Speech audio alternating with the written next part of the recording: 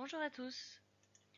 Aujourd'hui, nous allons parler de trois figures de style: la personnification, la comparaison et la métaphore.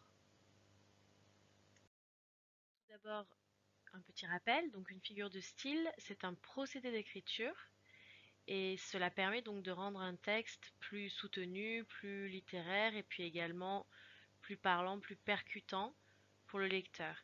Une figure de style a toujours un objectif. Et là, en l'occurrence, donc la personnification, la comparaison et la métaphore rapprochent deux réalités, et en rapprochant justement ces deux réalités, elles permettent au lecteur de mieux visualiser et de mieux comprendre le texte. C'est une aide donc pour le lecteur. Tout d'abord, la personnification, c'est une figure de style qui permet donc de donner des caractéristiques humaines à des objets ou à des animaux. Exemple tiré de la Vénus d'île de Mérimée. La statue le dévisagea.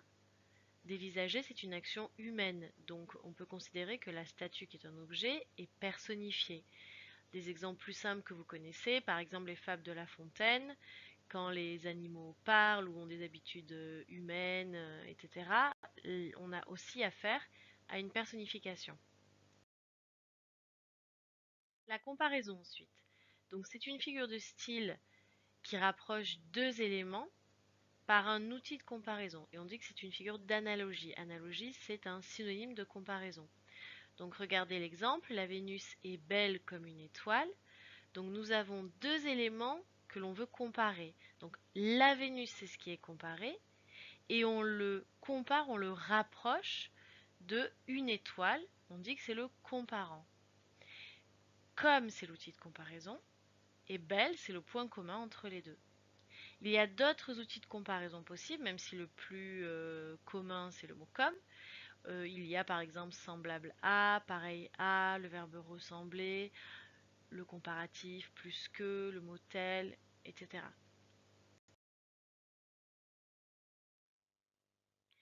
La métaphore tout d'abord. Alors c'est également une figure d'analogie, donc c'est-à-dire qui permet une comparaison, qui permet de rapprocher deux éléments, mais cette fois-ci elle rapproche deux éléments sans outil de comparaison.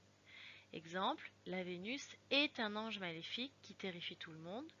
Nous n'avons plus que le comparé et le comparant, les deux éléments rapprochés, sans outil de comparaison. Il existe trois principaux moyens pour créer une métaphore. Donc l'utilisation du verbe être, comme dans l'exemple précédent, la Vénus est un ange maléfique qui terrifie tout le monde. L'utilisation de la position, donc la position c'est une fonction, donc on peut mettre un groupe nominal en apposition. Exemple, la Vénus, ange maléfique, c'est-à-dire donc entre deux virgules, terrifie tout le monde. Et enfin, l'utilisation d'un complément du nom, donc c'est également une fonction. Exemple, un rideau de pluie s'abat sur la ville. Donc rideau de pluie complément du nom rideau. Et c'est une image métaphorique puisque bien sûr ce n'est pas un véritable rideau. Le sens figuré des mots repose souvent sur une métaphore.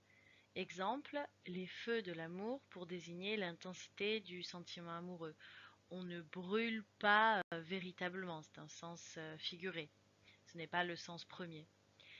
Et enfin, une métaphore qui se prolonge sur plusieurs lignes est une métaphore filée, comme si elle était tirée sur un fil.